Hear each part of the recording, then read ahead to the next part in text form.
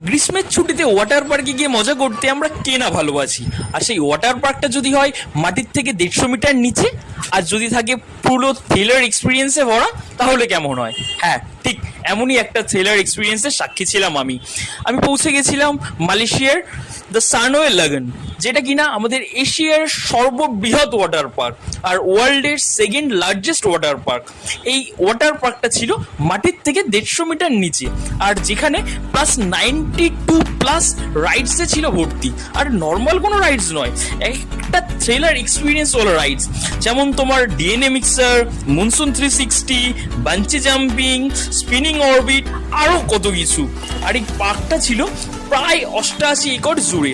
আর এত সুন্দর জায়গাটা, মানে ভাবার বাইরে।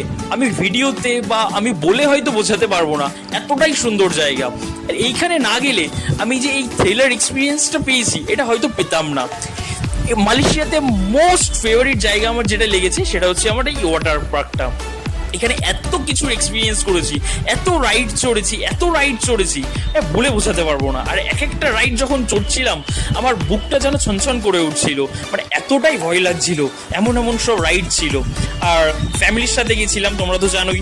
তো ফ্যামিলির সবাই তো রাইডসে উঠছিল না, আমি একাই উঠছিলাম ওখানকার যারা লোকাল ছিল তাদের সাথে।